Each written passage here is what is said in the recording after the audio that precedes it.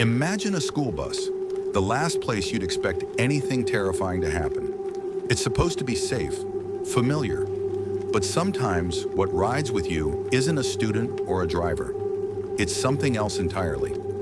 These are 3 terrifying true stories that prove even a school bus can be the start of a nightmare. Hi guys, welcome back to the channel.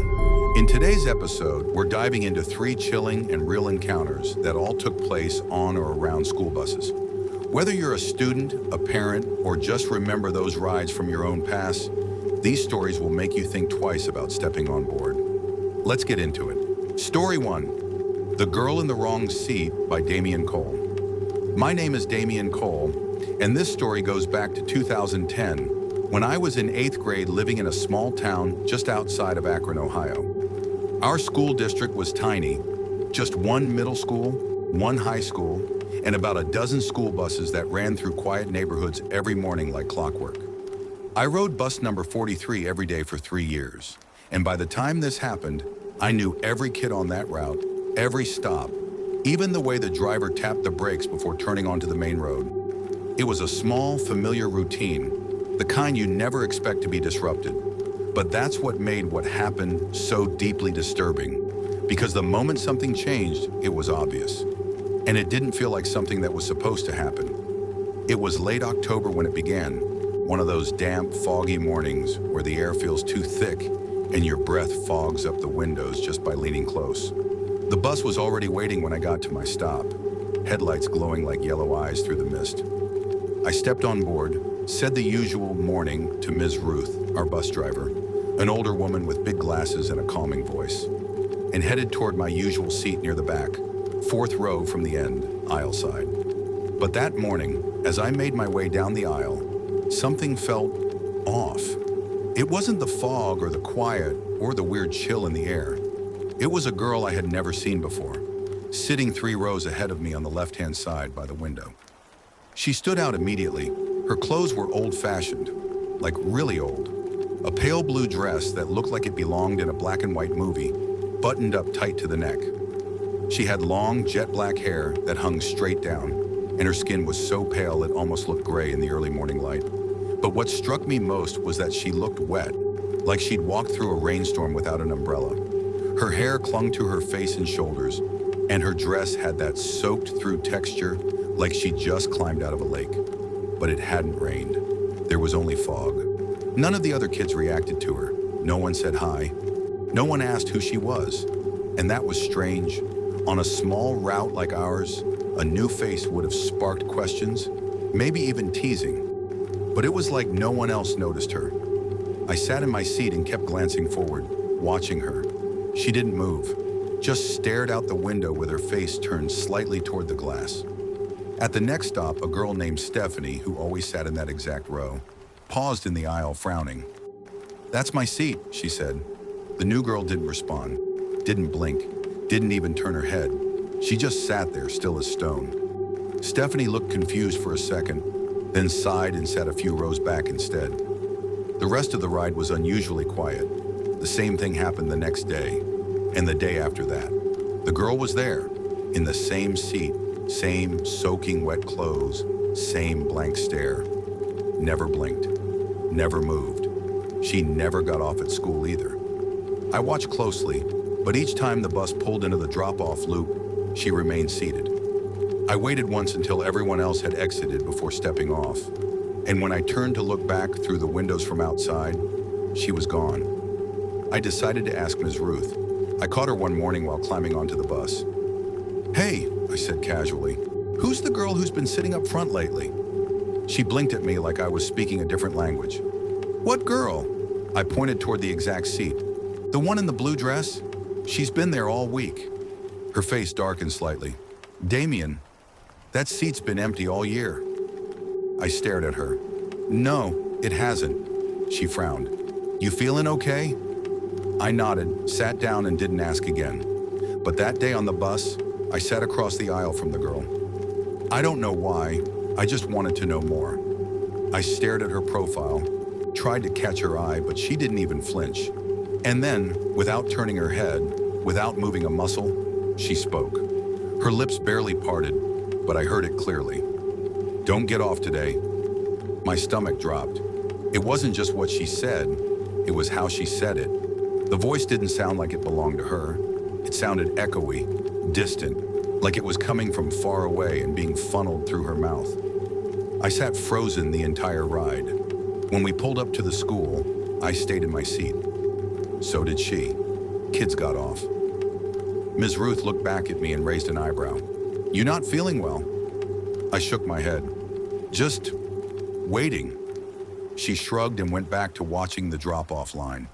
10 seconds later, a loud crash echoed through the parking lot. People screamed. A chunk of the building's side awning, the part that shaded the sidewalk where kids usually stood, had come loose and collapsed. Right where we would have been walking, where we would have been. No one was hurt, but if we'd been on time, or if I'd gotten off like usual, I would have been standing under that awning. So would half the bus. I didn't know what to think. That afternoon, the girl wasn't on the bus, or the next day, or ever again. I never told anyone the full story.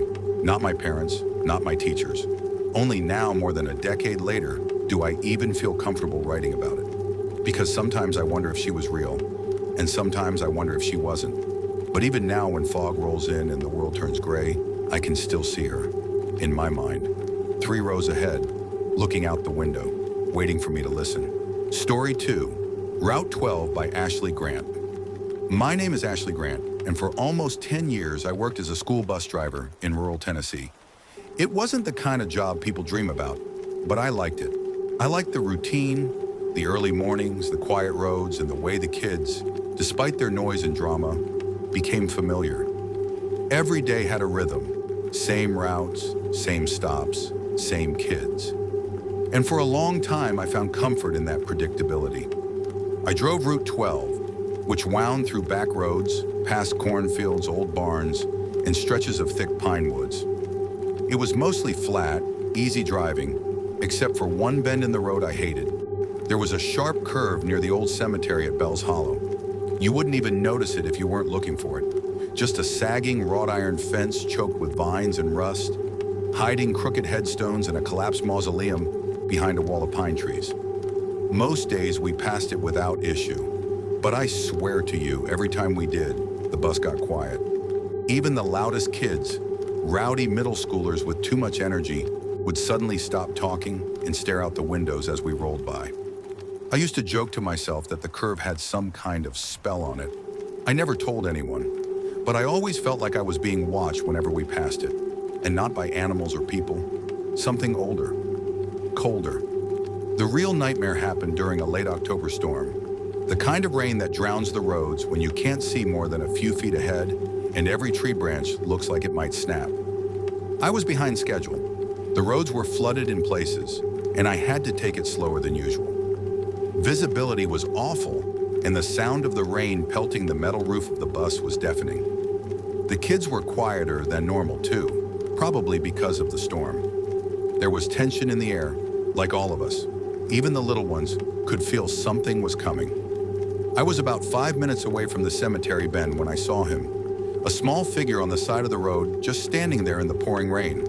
It was a little boy, maybe 8, maybe 9 years old. He had no backpack, no coat, just a soaked white t-shirt and jeans, clinging to him like he'd been standing out there for hours.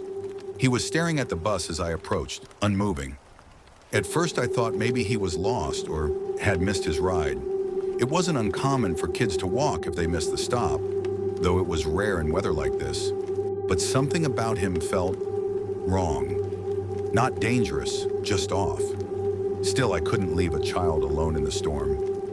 I slowed the bus to a stop, hit the brake, and opened the door. "Hey there," I called out. "Are you lost? Where's your stop?" He didn't speak, just stepped onto the bus slowly, dripping wet, leaving muddy footprints with every step. His head was down, and he didn't look at me or anyone. The kids stared at him as he walked past, silent. No one said a word. That in itself was unusual. Kids notice everything. New riders get questions.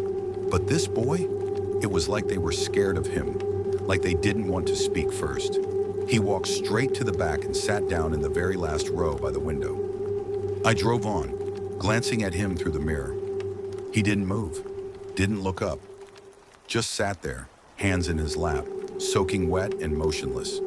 When we reached the next few stops, more kids got off, but no one approached him. I kept telling myself I'd ask him where he lived at the end of the route and call it in if I had to. But as the bus emptied out, something strange began to happen. The air grew heavy, dense, like the bus itself was slowing down, not physically, but spiritually. The engine was fine, but everything felt heavier. The last 3 kids got off, and I pulled away from the final stop with only the boy still on board. I called out gently, "Sweetheart, where do you live?" Nothing. I turned around in my seat, expecting to see him at the back, but he was gone. Vanished. I stood up, walked down the aisle slowly, my boots sticking slightly to the wet floor. I checked every row, looked under the seats, called out again, louder this time. No answer. The muddy footprints led all the way to the back seat and then stopped. There were no wet tracks leading back toward the door, just a trail that ended cold at the back window, and that was when I saw it. Pressed against the glass from the inside was a handprint, small, child-sized, and slowly it began to fade, like moisture evaporating in reverse. Like someone was still back there, breathing against the window, but retreating. I ran off that bus and called dispatch right then and there. I told them what I saw, half expecting to be laughed at or scolded for playing games. But the woman on the other end went quiet. Long enough that I asked, "You still there?" She finally answered in a low voice, "You saw him too?" That stopped me cold. "What do you mean?" I asked. "Who is he?" She sighed. 3 years ago, there was an accident on Route 12. A little boy. He got off at the wrong stop, tried to walk home, got lost in the storm. They found his body 2 days later near Bell's Hollow Cemetery. No coat, no bag, just jeans and a t-shirt. I sat down on the steps of the bus and stared at the woods beyond the bend. I knew that curve had something dark in it, something waiting. And now I knew it had taken someone before. I never saw the boy again, but every time it rains, I think about him. Out there, soaking wet, trying to get home, getting on a bus again and again, like he doesn't know he's gone, like he's waiting for someone to finally take him where he was meant to go. Story 3, Lights in the Fog by Tori Mendez. My name is Tori Mendez, and this happened in 2007 when I was a freshman in high school. I lived in a small, foggy mountain town in Oregon, surrounded by thick woods and winding roads. The bus ride to school was always long, taking about 45 minutes through winding, curving streets and narrow tree-lined lanes. The fog was a permanent fixture in our town, especially in the early mornings, before the sun had a chance to burn it off. When I think back to those days, it's like I'm always seeing everything through a haze, like I was in a dream. And I'll tell you this now, that fog felt more like a warning than anything else. It was an ordinary Tuesday morning, the kind of morning where everything is wet and cool and the world feels too quiet. I had a light jacket on and my backpack slung over one shoulder, trudging through the foggy yard to catch the bus. It wasn't quite daylight yet, just that strange, muted blue-gray that happens when the sun is barely thinking about coming up. I could hear the sound of the bus engine idling down the street, a distant rumble growing louder as it made its way through the fog. By the time I reached the curb, the headlights were cutting through the mist like 2 glowing eyes, barely piercing through the haze. The bus pulled up with a soft hiss of the brakes. I climbed aboard, nodding at the driver, Mr. Harris, who always looked half asleep at that hour, and found a seat in the middle, where I always sat. The bus wasn't packed, it never was. A few regulars were already there, including Katie, who sat up front, and Jake, and who always sat with his headphones in. The bus rumbled forward, making its way through the familiar streets, and I put on my own music, settling in for the ride. But there was something about the atmosphere that day. It felt like the fog wasn't just covering the streets, it was swallowing everything. The edges of the world seemed softer, muted. Even the trees along the side of the road, which I'd seen 1,000 times, looked unreal, like they were barely there at all. I noticed the other kids on the bus were quiet too. It wasn't a particularly loud group, but today there was an unnerving stillness. As the bus climbed into the hills, we passed the old churchyard on the outskirts of town. That stretch of road was always the creepiest. Tall, dense trees pressing in from both sides, their shadows stretching across the road like dark fingers. I always hated that part of the ride, and I think most of the other kids did too. You could never see far enough ahead to know if someone or something was lurking in the trees, waiting to step into the mist. Today it felt even worse. The fog was so thick that I could barely see a few feet ahead. That's when I saw the light. At first it was just a small glow, like a faint lantern moving through the fog. It wasn't much, just a flicker of light ahead, but it caught my attention. At first I thought it was just the headlights of another vehicle, but there was no car, no sound of an engine, no hum of another vehicle's wheels on the road. Just that single bobbing light, weaving through the fog like it had a mind of its own. I leaned forward in my seat and squinted, trying to figure out what it was. That's when I saw it again, clearer this time. A pale, flickering light moving through the fog, bobbing up and down as if someone was carrying it in their hand. It was like a flashlight, but it was too far ahead, just out of reach. I felt a chill run down my spine as I realized there was no one in sight. There was no one walking out there, and yet that light kept moving. I tapped Jake on the shoulder. "Hey, do you see that?" I whispered. He glanced up from his phone, eyes dull from the lack of sleep. "See what?" "That light up ahead. It's like someone's walking with a lantern or something." Jake shrugged, putting his headphones back in. "Whatever, it's just fog. You're probably seeing stuff." I didn't want to believe it was nothing, but the more I watched, the more uneasy I became. The light wasn't moving in any regular way. It wasn't swaying with the breeze. It was too deliberate, too intentional. The bus reached the churchyard, and I braced myself, knowing that we were about to pass the stretch of road that always seemed to get my heart racing. I glanced toward the window, but just before we reached the spot, I saw something else. Something I wasn't prepared for. The light was suddenly much closer, right outside the window. It wasn't moving forward anymore. It was right there, pacing alongside the bus. I jumped in my seat, my breath catching in my throat. I leaned forward trying to get a better look, but the moment I moved closer to the glass, the light disappeared. Just like that. Gone. I stared out at the fog, heart pounding. Nothing. No sign of the light. No one walking, no lantern, no nothing. Just the fog, pressing in on all sides. I don't know why, but I looked around at the other kids on the bus. Katie, Jake, and the rest of them still sat quietly, staring out the windows or playing with their phones. No one had noticed a thing. It was as if they were all in a daze, just going through the motions. And then, as the bus turned the corner to head toward the next part of the route, I looked out one last time. I swear I saw a figure, a shadow standing just beyond the edge of the trees, watching the bus roll by. It wasn't clear enough to make out details, but I could see enough to know that it was there.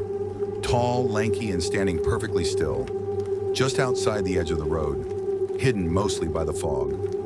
I blinked and it was gone. The rest of the ride was uneventful. I got off at my stop, my head spinning, trying to convince myself it was all just a trick of the fog. But deep down, I knew it wasn't. It's been years now, and I still think about that bus ride. I still think about that light moving through the fog, about the figure I saw standing just beyond the trees. And every time I drive past that churchyard, especially when the fog rolls in thick, I can't help but glance nervously at the trees, half expecting to see that same pale light flickering in the distance. And I always wonder who or what was out there, waiting in the mist. Thanks for watching. If you like this video, please like, share, and subscribe to our channel for more creepy stories. Which of these true stories gave you a chilling experience? Let us know. Until next time, stay curious, stay safe, and remember, sometimes the scariest stories are the ones that are real.